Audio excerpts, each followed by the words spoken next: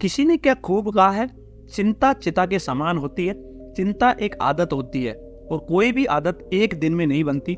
चिंता से आपको नींद भी कम आने लगती है और ना ही भूख लगती है और शरीर में बेचैनी होने लगती है।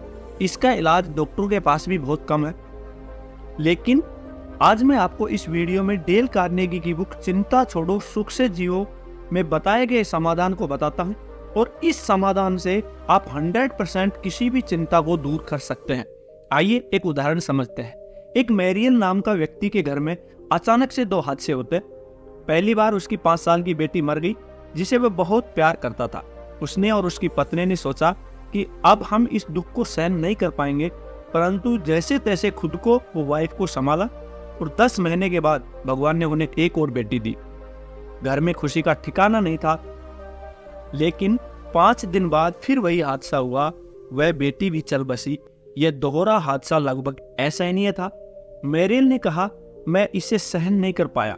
मैं न तो सो पा रहा था, न मैं कुछ खा पा रहा था और न ही मैं चैन से बैठ पा रहा था।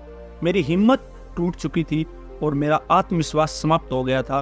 आखिरकार मुझे डॉक्टर का सहारा लेना पड़ा।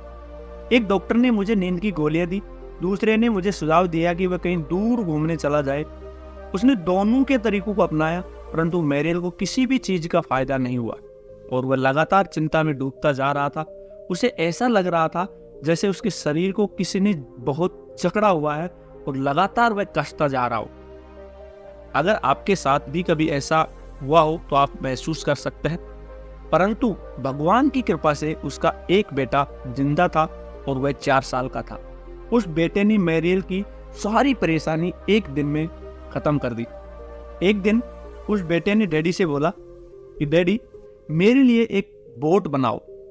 मैरियल का बोट बनाने का बिल्कुल भी मन नहीं था, लेकिन बेटा बहुत जिद्दी था और आखिरकार उसे हार माननी पड़ी और उसकी टॉय बोट को बनाने में उसे 3 घंटे लगे।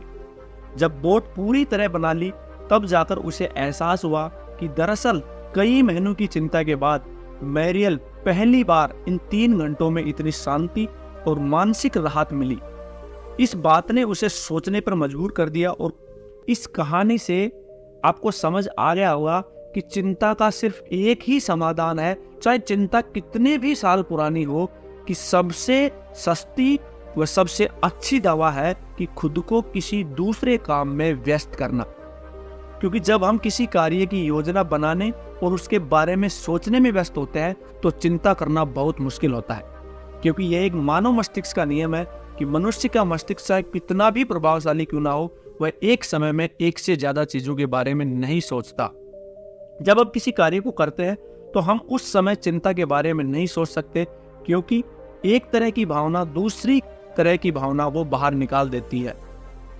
इसलिए चिंता का एक ही इलाज है, किसी रचनात्मक कार्य में पूरी तरह से लग जाना और फिर आपके पास चिंता करने का या सोचने का टाइम ही नहीं रहेगा और आप धीरे धीरे आप उस चिंता से बाहर आ जाएंगे। वीडियो अगर अच्छा लगा हो तो अपने दोस्तों तक जरूर शेयर करें और अगर आपने अभी तक हमारे चैनल को सब्सक्राइब नहीं किया तो चैनल को तुरंत सब्सक्राइब करें और वीडियो को लाइक करें।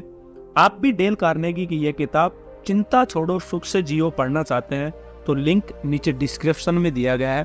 Thank you.